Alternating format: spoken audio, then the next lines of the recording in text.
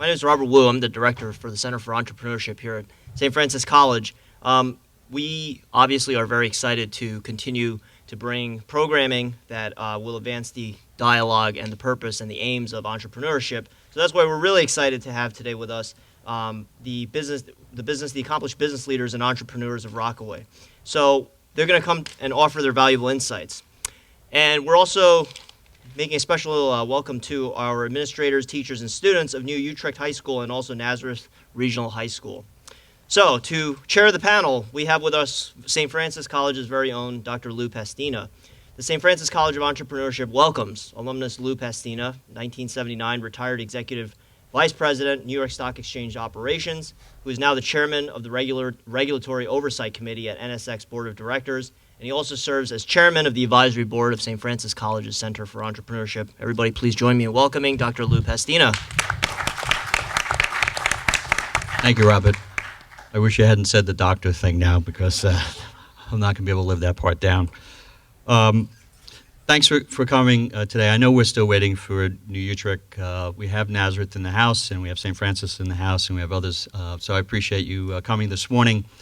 Wanted to talk a little bit about Rockaway this morning and entrepreneurship, and paint a picture about how 4 people started a business on their own in Rockaway, and why Rockaway and why start a business.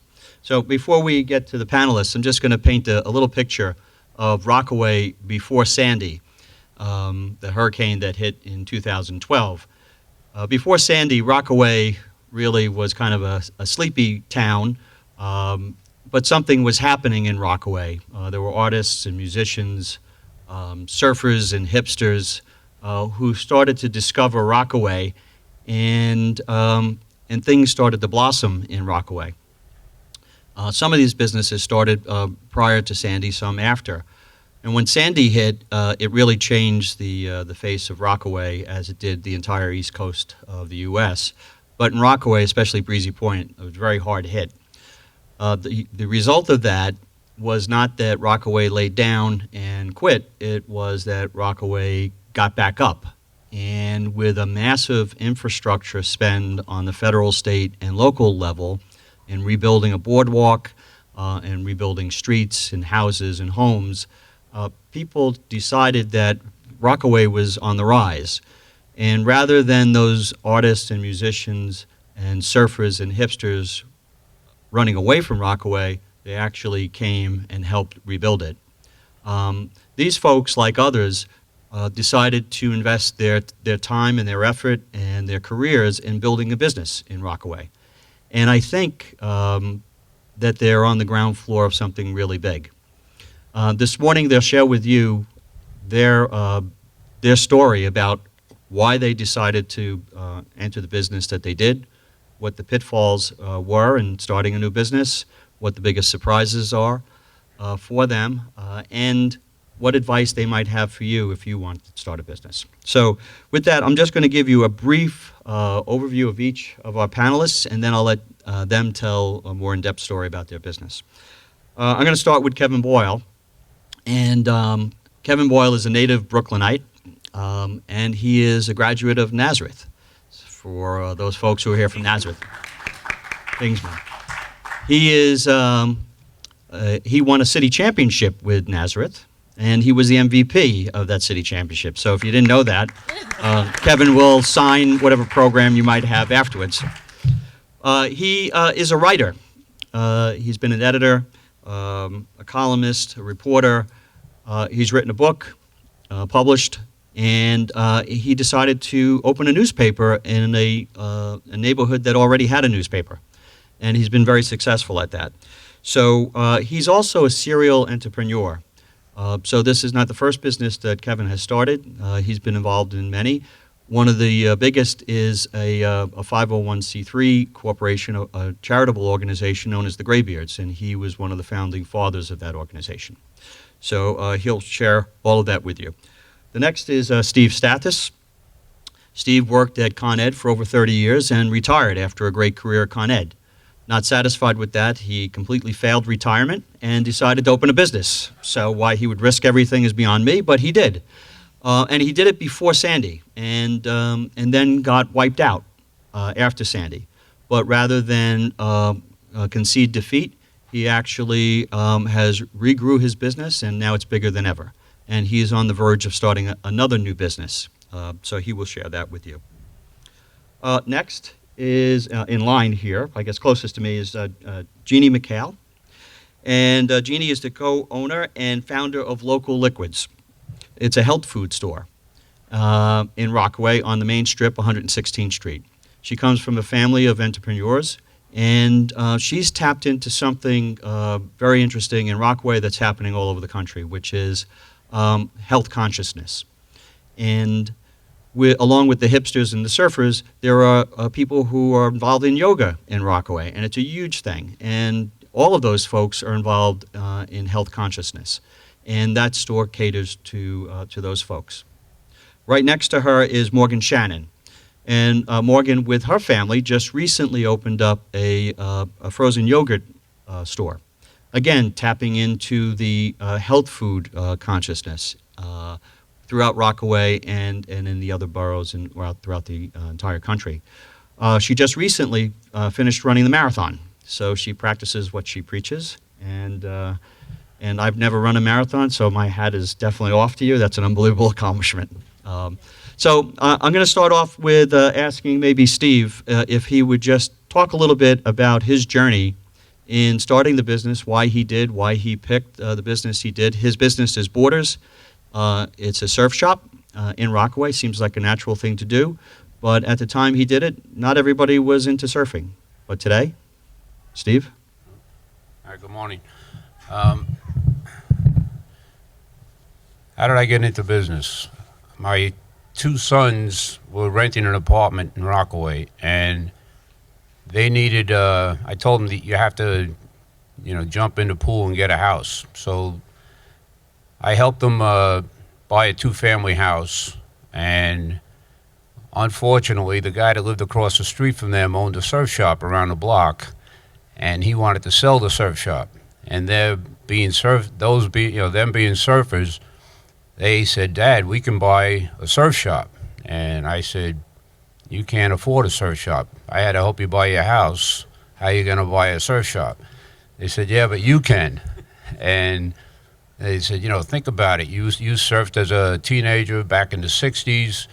You're one of the pioneers of surfing in Rockaway, and how great would that be? And I said, I'll entertain them. So I went and I saw the guy that owned the business, and he shot a number at me.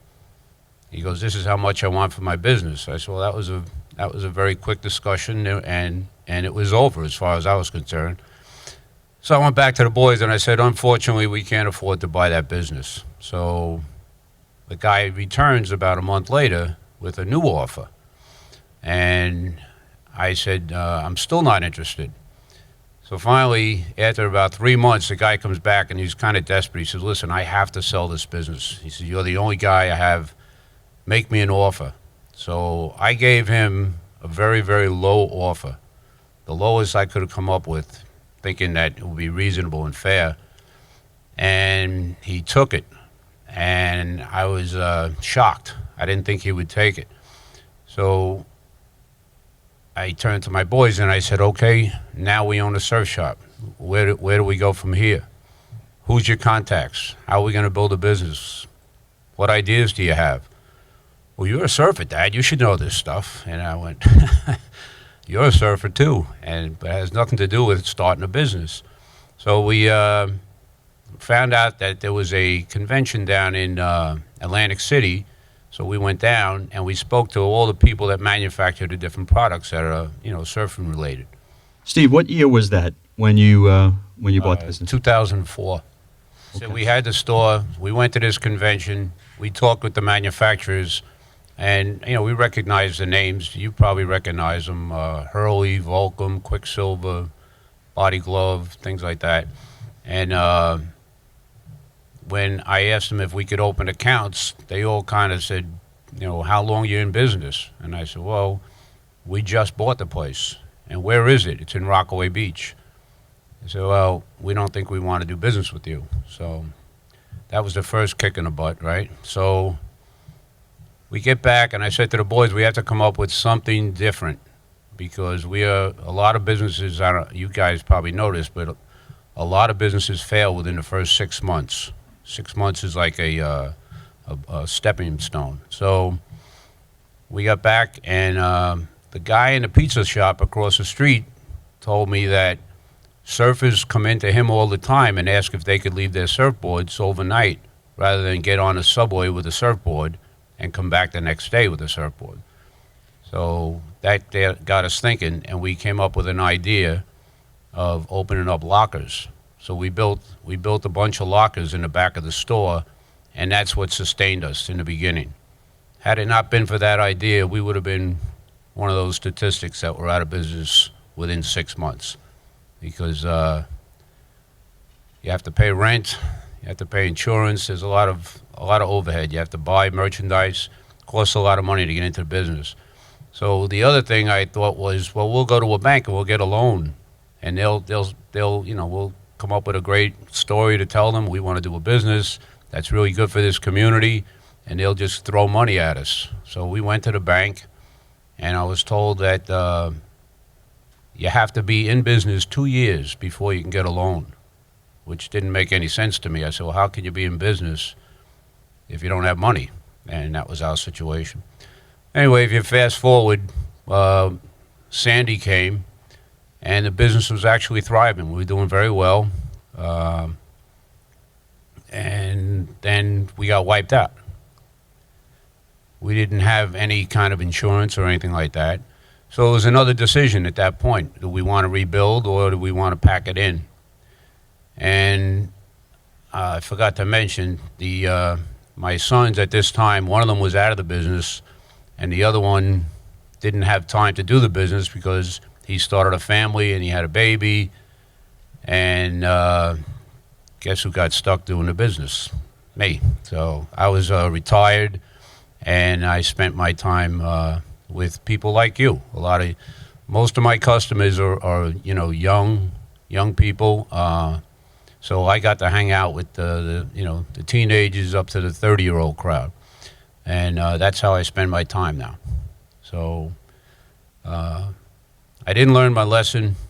2 years ago, we went someplace. We were supposed to go golfing, and it was raining that day. So we wound up going to a place that had virtual golf, and where you hit a ball into a screen, and it tells it's like regular golf.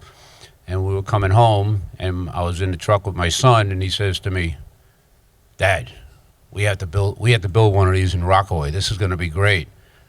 So that was 2 years ago, and some of the things that you have to do to run a business in this city are very, very. They present a lot of obstacles. Let's put it that way. So 2 years ago, we found a space right after Sandy, and we are still not open. We're probably 2 weeks to a month away from finally being open, and that's going to be my second entrepreneur activity. So that's my story. That's where I am today. Thanks, Steve. We're going to come back to you in a minute. We're going to move on to Kevin, but just to put a cap on that story, you had at least 3, maybe 4 locations open for Borders this past summer, if I'm right? Right down in the 60s. Yeah, we expanded the. We have a what's called a brick and mortar store on Beach 92nd, and like Louis said, the popularity of surfing, the city, the Parks Department reached out and asked if we would like to open up a surf shop up on the boardwalk. My initial reaction was absolutely not. I'm going to open up another store 4 blocks from where I am. It's crazy.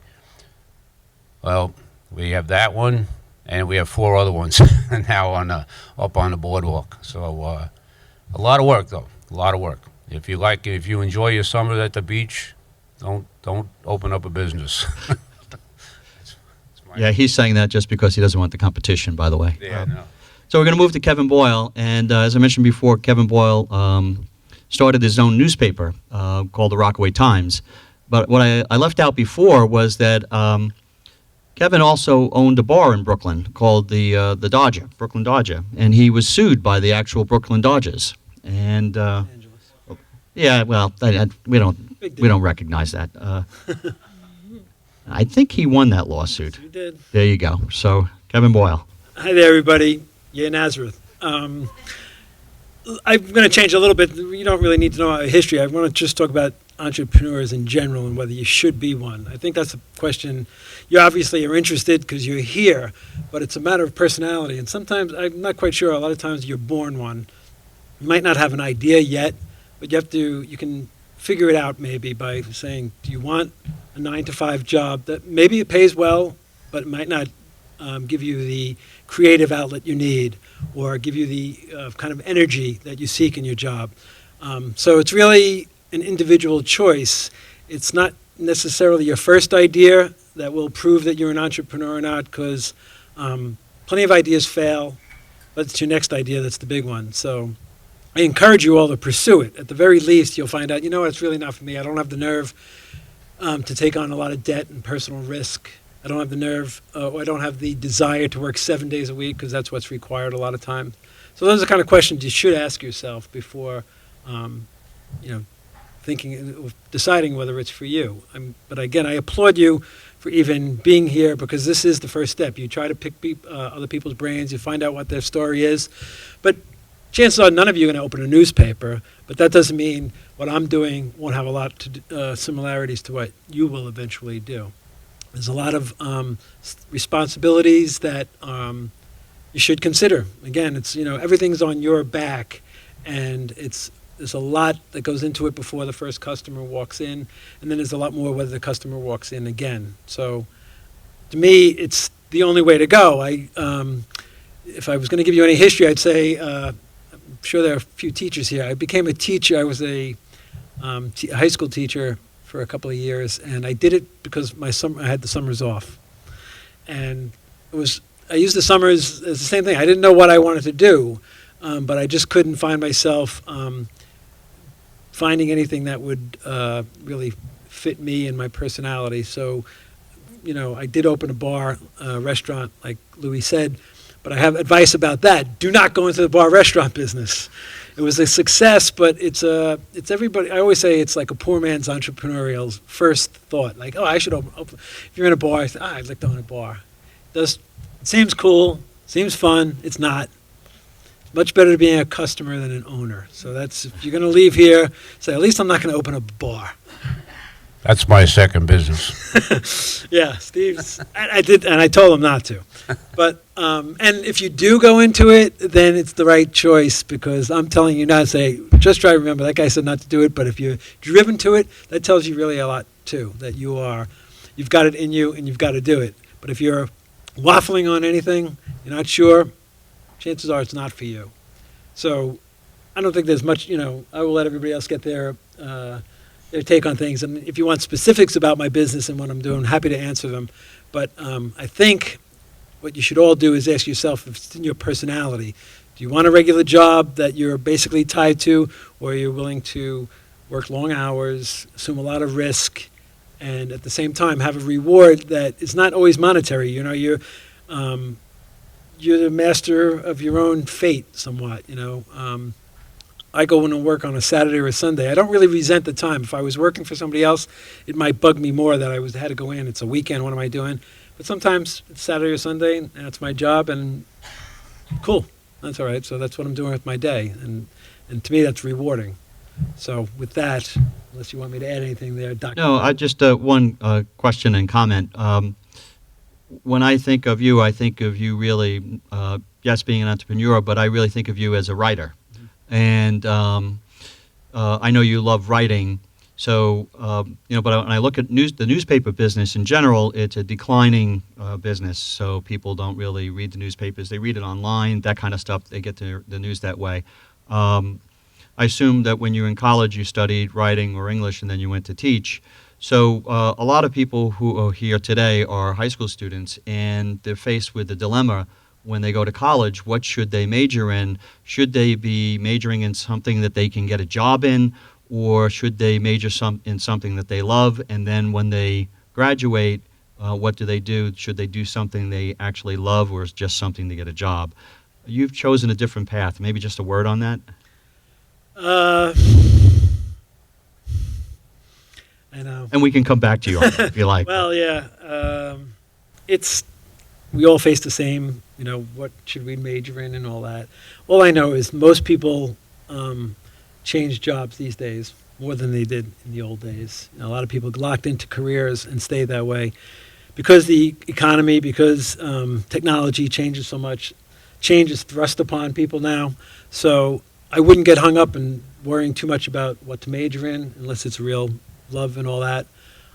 Especially if you're going to pursue the entrepreneurial, be well-rounded, know as many people, talk to me.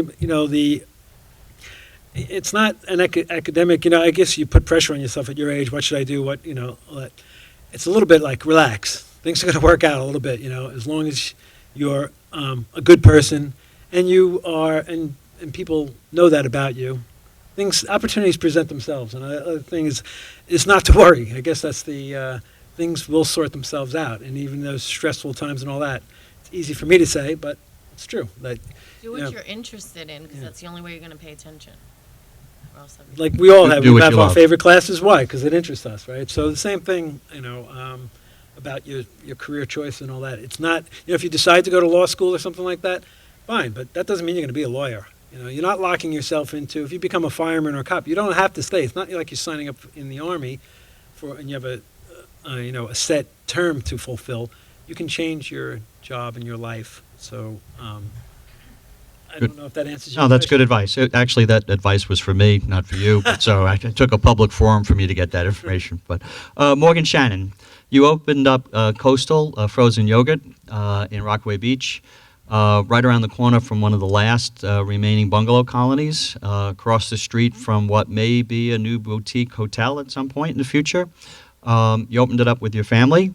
I'm not a yogurt person. I went in and I had some, and it was absolutely delicious. So, and if anybody has not had frozen yogurt, you should go to Rockaway and get it there because it's really good. But tell us a little bit about what the decision-making process was to open up a yogurt place and to go in business with your family and the location. Okay. So it's me and my two sisters that opened up the frozen yogurt store. And to Kevin's point, we always kind of felt like we were entrepreneurs. We always wanted our own business. We knew that we were those type of people that could be successful in something like that, or hope to be successful in opening up our own business. And we were constantly leaving the neighborhood for frozen yogurt, the self-serve frozen yogurt. We didn't have one in Rockaway, and being a beach community, we just figured, let's open one. We had a million ideas before we decided on frozen yogurt, but we saw an opportunity and we saw a need in the community for a frozen yogurt business. So we went for it and we opened it. And luckily we've opened August 2nd was our first day. And luckily we've had some success, but we're still very new. So it's trial and error period for us, but it's difficult. It's not easy. It's a lot of work, but you do have to have the drive. I still work full-time. My sisters still work full-time, so we're all very busy. I just completed the marathon, as Lou said. We're all very busy, but you have to be dedicated to it and be willing to make that sacrifice of your personal life in order to have a successful business. So you advertise in some of the local papers. How do you get the word out that you started this business, and to get new customers to come in, and then the new customers that come in, how do you keep them? So our location where we opened, it's a small block. It's not really built up right now. As Lou was saying, it's one of the few bungalows that are left in the neighborhood. And it's actually where my dad grew up, on that block. So we felt a strong connection. We thought future when we picked the location. We heard about the boutique hotel. If the ferry ever does come back to the neighborhood, it's on that block. So we were really thinking of the future when we signed the lease and when we decided on our location. We advertised in local paper. I actually, for my dad's 60th, we bought a longboard from Steve. We advertised weekly in Kevin's paper, and I'm constantly at the juice bar. So it's important to support your local businesses when you have your own local business. But we advertise, and Facebook, Instagram, social media is huge, especially our clientele is children or teenagers. After school, we run specials to bring the students in. And I would say Probably social media is our biggest draw for our customers. So do you guys do that all yourself? Yes. Easy enough to do. And the design, did you guys do the design as well? So we actually entered, there's a bunch of websites and they have logo design contests. So we probably looked at 500 logos before we settled on our logo. And I love it. I think it's adorable. It just made sense for being on the beach. We're a block from the beach, and hopefully the boardwalk will return this summer or next summer. And I just thought it fit, and it made sense for us. I think a logo is one of the biggest things you could do for a business. There's a fellow speaking here on Monday, Steve Hindy from Brooklyn Brewery, and if you've ever seen the logo for Brooklyn Brewery, it's a bee. It's a green bee. It's everywhere, and kind of the Brooklyn name is all over the world these days. But a logo is so important, and I didn't get the double meaning for borders until you were speaking, Steve. I got the surfboard thing, but I forgot about the fact that you could actually, as a border, put your surfboard in your place. So it has a double meaning. That's pretty cool. And if you didn't know that in Rockaway Times, that Kevin is a big bike rider. So he rides all over Rockaway. I think that's where he gets all of his stories. But the logo is really a huge part of what your business is about.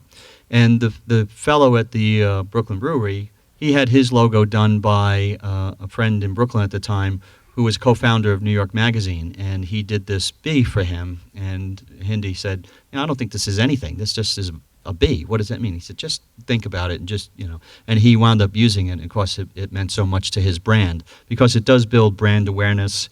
And when people see it, they associate your product or service with what you're doing. So. Yeah, I also think we did a lot of construction on the store that we opened, and I think that definitely draws people in. The building that we're in now, it looks completely different. We did the outside over, we put an awning on. So I think that really drew in a lot of customers from the looks of it. We had a local artist come in and paint waves along the walls. So it's exciting, and it was an exciting new thing for the community. We have a lot of families that come in after dinner, they sit with their family and talk, and that's kind of what we wanted to bring back, that a place where you can go with your kids and enjoy dessert. Pretty cool. Jeannie, your story. Next week, pay attention to Steve Hindy because he knows what he's talking about. I used to sell Brooklyn beer, and we had no idea, but he's a very wise man, and he knows what he's talking about. I started my business because I was always selling beer in the city. I would put $10 in my pocket for a juice every day because of the way it made me feel. I was always into diet, nutrition, and health. I did it the right way. I did it the wrong way. And the right way is definitely drinking a juice, eating a smoothie, eating correctly. It depends on your well-being, your whole life, sickness nowadays, and everything else. I wanted to do it in Rockaway so I could start a family. Start your business first, make sure it's off the ground, and then start a family because it's very difficult. When you're going to start a family, start it with somebody that you could trust because it wouldn't work without my partner, who's my sister-in-law. If you don't have somebody that you trust, it's not going to work. That's why she does it with her sister. She doesn't have to turn around and look everywhere she's going. If you guys want a job right now, be a workhorse because good help is hard to find. I never realized those words. And it is so true. So, what else? Well, you tapped into, I think, a vein in Rockaway in regards to yoga. So it seems to me that my wife is a big fan of your store, and she's in all the yoga groups in Rockaway, and they always seem to come to your place. So how do you make those ties with different groups so that you can get the word out by word of mouth that hey, this is a store that's in the same mindset that we're in. We're concerned about health, and they're selling a product that's right in our alley. The people that do yoga, I don't really have to. They know they're in the same mindset as me. Right. De-stressing, doing good things for your body, focusing on your whole mindset, like anxiety, stress, everything has to do with what you put into your body. You have a cold, you have inflammation, you have to eat certain foods to bring you back. Ginger, pineapple, cucumber. Those people know that. It's the people that don't eat well or that like sugar. Please don't look at me when you say that. Kathleen, that's not right. You know, that we really have to turn around, because once, if you give me 3 days and you start eating correctly and doing that, you see a whole difference. It all takes is 3 days and you become addicted to it. So we definitely do have the clientele. It's the other people that we need, that need to get into the store and try it and then get hooked on it. But we're by the beach, so we are a big exercise community, and I point to her because she's always very fit and running the marathon. And I think it's gonna take off. I've been in business for a year now. When you start up your business, however the amount of money that you put aside, double it, because you'll have slow times and there'll be times when you have a big surprise that happens and you'll need that money.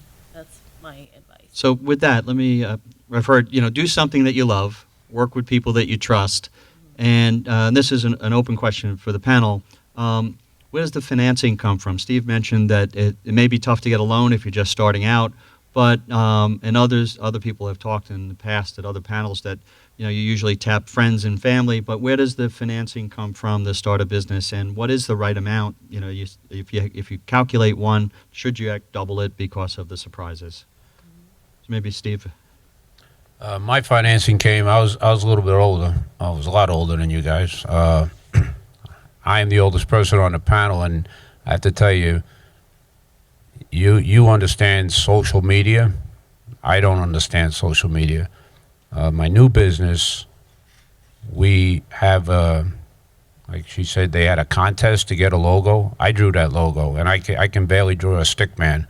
So I wish I would have known about that. So turns out the new business that we have, we did the same thing. Got into the contest, like you said, and the logo came out awesome. It's really great. I would never have come up with something like that. And Borders is not on Instagram. We're not on Twitter. We're not on anything. And the new business is on all of those things. And I just found out that we opened up 2 weeks ago, and to me it sounds like a lot. We had 11,000 hits and 2,000 likes, right? So I think you got to be willing to you got to be willing to listen. You're trending, by the way. That's what that means. Trending. But anyway, the financing came from my retirement, my pension. We have I was in Con Ed for 31 years. I had a pension fund, and I borrowed against that. Much to, my wife was not very pleased with that move. But here we are 11 years later, so we must have did something right, So I would say, and I love what the younger people on the panel are saying here, be prepared 7 days a week to work. Be fully invested in what you're doing. Believe in what you're doing. Obviously, you have to trust if you have partners. I don't have partners. My son's my partner. But financing is a very big thing. Jeannie said double. Make sure you have double what you think you're going to invest. On my new business, I have my son and another fireman. They're my partners. We sat down. We discussed this whole thing. We actually had a business plan, something that was, again, new to me. And the number that we set to build this business, we've already tripled it. So that's not a good thing. So be prepared for obstacles along the way. Does it take much to start a newspaper? I don't. I'm just thinking. That's a different question, Louis. It is. I'm thinking about regular financing. It's kind of goes back to whether you're an entrepreneur or not about financing and finding it. I can tell you're not going to get it from a bank for sure. You're not going to get it from a government grant or anything like that. I mean, most of you are probably familiar with Kickstarter and stuff like that. But even Kickstarter seems like a great idea, but you've got to lean on family and friends first to get Kickstarter, give it some momentum and all. So really it's going to come back to family and friends almost every time. I mean, you may create a business that is social media born, it's somewhere an app or something like that. It's always going to be a little bit money to get the word out on it, or time at least. But it's going to be family and friends. I don't think there's much, more to add. You have to be careful with that because they might not be friends anymore. Family they'll always be, but you might not be speaking anymore. That could be a good thing. Yeah, so that shouldn't, again, I don't think that should stop. One of my hobbies is ideas, thinking about ideas, talking about it, get-rich-quick schemes. It hasn't worked yet, but it's fun. And a lot of times you have great ideas, but you don't have the money for it, and that still continues to this day. So what would be a good idea? But, it costs an absurd amount of money. And other times, I just don't understand businesses. Like I'd say, my business is on the waterfront in Rockaway. I'd say, it'd be great to have like a restaurant out there or a floating dock and shit. And then a rooftop restaurant. I'd say, what do you think that costs? They say, we took today $5 million. And we say, how does it play? Okay, you get the $5 million. How are you ever going to make that back? Mm-hmm. And Steve mentioned a business plan.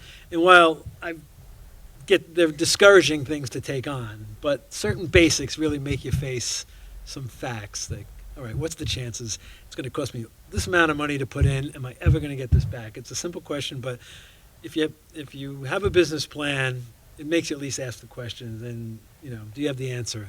You don't have to worry about cash flow and understanding this or that. It's really, am I going to be able to pay back what I'm putting in, or am I going to pay back my family and friends so they stay friends?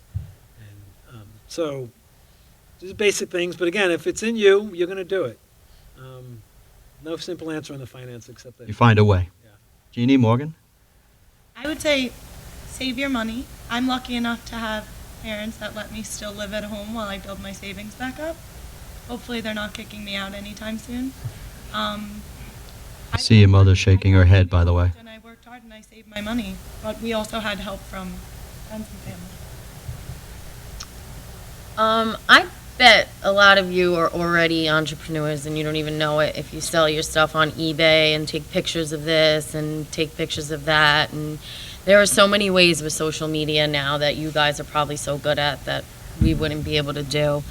And I would do it that way or go back to old school and raise money with your friends. Set up, have Instagram that you're going to have a bake sale because you have this idea that you're going to go, maybe not a bake sale, but whatever, because you have an idea that you're going to go through with this business. And people will support that because they want to do it too, or find somebody that has the same interest as you and, go into it together and do the same thing. Before I forget, I have some it's not really even related, but I have a thought. You might be afraid of people stealing your ideas. That's a common thing for entrepreneurs. By and large, you don't have to worry about it because for somebody to steal your idea and make it a success, they have to have the same hunger as you. Mm-hmm. So a lot of times people are worried about saying what their ideas are just for that reason they're going to be stolen. But by and large, you don't have to worry about it. It's better to tell people what your idea is because then you'll get other ideas off that and maybe willing investors. So don't be too careful about sharing your ideas because, again, if you have an idea, I'm going to start another newspaper in Rockaway. Well, the person I tell, they could steal that idea, but they've got to be able to write. They've got to be familiar with the community, et cetera, et cetera. I have an idea for an app. They not only have to create it, got to get out there. So everything that you've already figured out besides the idea, they're going to be behind the curve. And they'll have to have the passion. And usually they don't. So don't be too careful about, protecting your ideas. I'm going to change gears just a little bit and ask what the biggest obstacle was in starting your business. Maybe, Jeannie, I'll start with you. Biggest roadblock for you in getting started a year ago? The biggest roadblock, let me see. Permits are always fun, dealing with the city and everything like that. That becomes a little bit of an issue. Probably,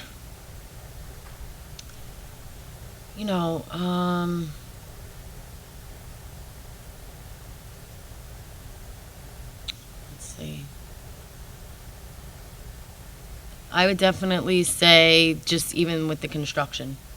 Like we had to The build. build after Sandy, even though it was 2 years, or however many years it was after, it was a while after. We had to build, and getting the guy there to build on time. We were opening for about 3 months, then it was 4 months, then it was when are you opening, and then it was don't ask me anymore because I'll kill you if you ask me when I'm opening. So that was probably the biggest obstacle. Got it. Morgan? I would probably say the same thing. We planned to open Memorial Day, and we opened August 2nd. So we didn't get that full summer in. But it was probably the construction and the timing. We kept running into obstacles. The machine wouldn't work, or, we planned it wrong and the wall doesn't fit there. So definitely make your plan and stick to it and know what you're doing before you go into it. It'll make it a smoother ride. Steve? I plan on opening the business. I'm opening in a few weeks, November of 2013. So what they say, the obstacles that you hit, I paid rent now for 24 months, and I'm not open. I also pay utilities. We also pay insurance, and the place is ready. I showed them pictures before. The place is ready, but we're still waiting on permits. Department of Health, State Liquor Authority.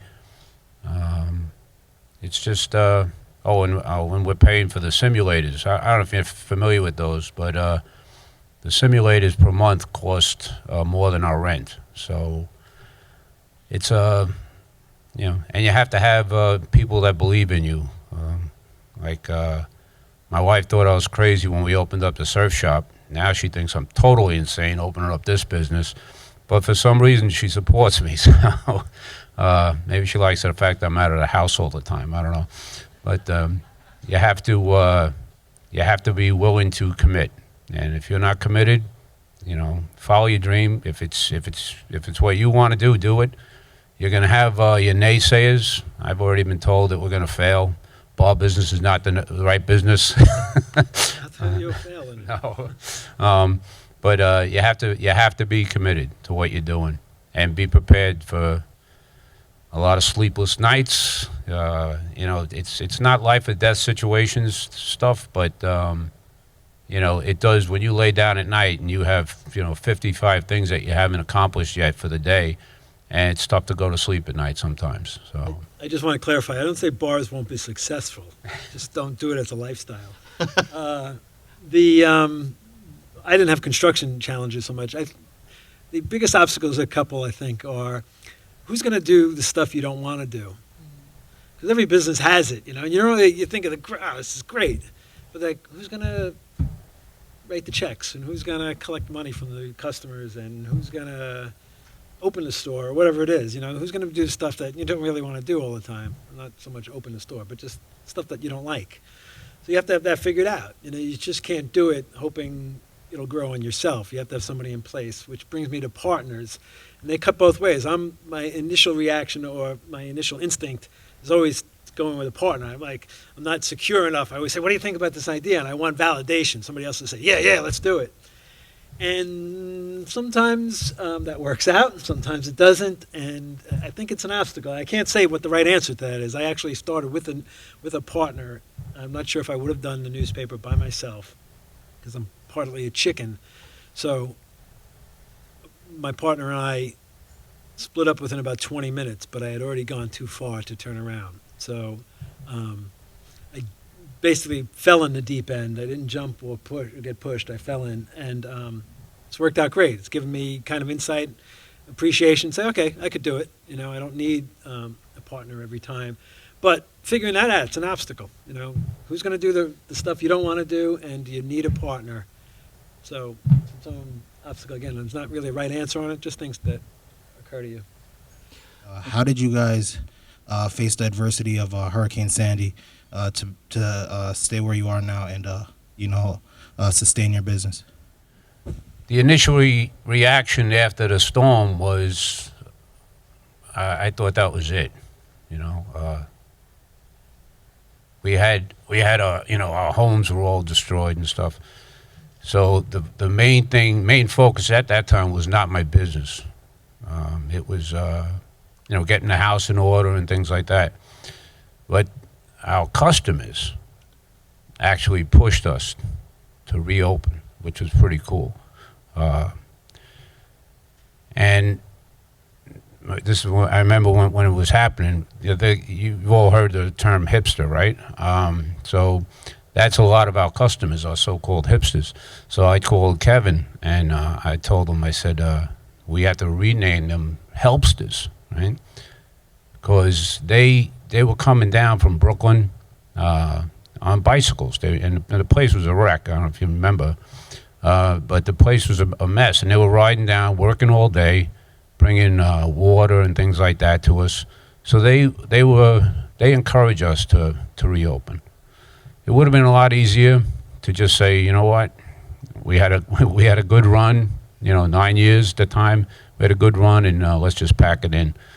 But like Louis said, the community is growing, and there is you have to have like a vision to see that the future of the community is very positive. There's a lot of people coming in, and with their help, they actually gave us. At one point, they were giving us like Home Depot gift cards and things like that. They gave us well over $1,000. At the time, that was very helpful, Sheetrock's like $33 a piece. So we had to redo the whole place. And just the fact that we knew we had a good business, the community is still growing, and it's only going to get better. That gave us the drive to move forward, but it cost a lot of money, and we had very, very, very, very little support. Every time, and I heard, oh, so and so's giving out a grant for $5,000. I would go down, I'd apply, I'd wait a few days, and I go back down. I go, how are we doing? They go, oh, you don't qualify. Okay. And 2 weeks later, somebody said, hey, did you hear you can get a $2,000 grant from this place? So I'd run over there, and I'd say, how you doing? I own this business, and I'm out of business. Can you help me out? Yeah, you don't qualify. And that's all I got. I didn't get any help. Then the city, after we rebuilt the place with our own money and our own sweat and tears, the city came out with a storefront program. And to me, it was like unbelievable. But they wanted to do my sign over. They said, we'll do your sign over. Our sign that we developed cost $7,000 for a sign. I mean, I thought it was such a waste of money. But the city said they'll do it, and I needed a sign, so we took advantage of it. But we had very little help from agencies or any government agencies or anything like that. But our customers actually they gutted our place. They came in and gutted it. So I guess the lesson there is, be good to your customers, treat them right, and they'll come back and help you out. Steve's answer just reminded me of something. I'm glad you asked that question. Thank you. And Steve's a pretty humble guy. I had mentioned before that Kevin Boyle was one of the founding fathers of an organization known as the Graybeards, started after 2001 to help families in need. And Steve was the president of that organization for over 13 years. And at the time Sandy hit, he was the president of that organization. So while he was dealing with his own business, which was literally underwater, he was directing the effort of helping people in the neighborhoods by dispersing funds that were granted to the Graybeards and helping them. And I say that for two reasons. One is because he did a terrific job, both he and Kevin, with the Graybeards in helping people in need. But I also say it because entrepreneurs don't always have to be in business to make a profit, right? You can start a business that could help people. The health food part is one way of doing it, but there are those organizations, 501c3 organizations, that are meant to be charitable in nature. And they started one over 14 years ago now that's still helping people today, and it's a terrific vocation if that's where your heart takes you. So I just happened to mention that as another aside in terms of starting your own business. And Steve had to fix his own house. And his own house, correct. So, to Randy's other, one of the things I have to fight is my impulse to what's next. You get your business kind of thing. It's like, you want to, probably said, when are we going to open another coastal or a local? Oh, we should have another location. It's one of those things. Again, that's kind of in you. What are we going to do next? And a lot of times, it's a danger. Well, again, there's no rule book, and that's a good phrase you used, because sometimes you want to go on to the next thing before you're really on solid ground. You don't know. But it's a thing. It's an itch you have to scratch. Whether you want to have a second store or a new business. Steve's doing it because maybe partly because his sons are doing it and all that. But it's always like, it makes you like you're nuts because you want to do something next. And I don't think you can be an entrepreneur without having those thoughts. Okay, that's great. Now what's the next great idea? Well, we should have a new location. Something's always got to. We should try this, which is the fun part. That's the other thing. Yeah, that's a good point. I feel like some of the stuff we said was like, it costs too much money, you got to be there 7 days a week, 24 hours. Kind of made it sound like it sucks, and it doesn't. I go in, I walk 10 blocks to work, I go in, I turn on the music loud before I open the store, I dance around my whole store, opening up. I have people that come in and say, I didn't even get that cold because of that drink you gave me, or I have a customer with breast cancer that was going through chemo that would come in for wheatgrass every day, and she feels better, and that for me is what you get back, and that is awesome, priceless as they say. So I don't want to deter you guys from like what you think you're doing, because what we're telling you about the obstacles is telling you because when you face them, when you're opening your business, know that other people had them and they still succeeded. Was there a point in your life where you literally said in your head, I can't do this, I must do something else? Well, how do you face that? Every day? Eh, Absolutely. Well, No. You do. You get it in your head, and then you got to take a deep breath And then the relax. next day is better. Right. One day you're so over it, and the next day you want to be there and you want to be doing it. So you got to take it one day at a time, I would say. And the alternative is, to me, is always a jail sentence. It's like, I can go work for somebody and be miserable within about an hour, right. or try something, and get past that. So, yes, you do want to say, F it, but, For me, I'm still like working full time, but I would much rather be at the frozen yogurt store every day than be at my 9 to 5. So you're saying you always stay positive, you always, keep yourself going, you never let yourself down in order to keep going and not, that's fail. Yeah. Yeah, you have to stay optimistic. Even, especially for us now, like obviously we're a seasonal company. People may not come into frozen yogurt when it's 10 degrees outside. They might not want to be in the mood for frozen yogurt, but you just have to stay optimistic. Keep thinking of next summer, and hopefully customers will come back. And constantly think of ideas how to draw people in. You really have to stay on top of your competition, know what your competitors are doing, and just stay optimistic would be my best advice. It's hard not to take things personally, too, right? Like, if it's 10 degrees, people aren't coming in. It's like a reflection on me, like, yeah, exactly. All that stuff, yeah. People may not be in the mood, and that's something that we have to brace ourselves for.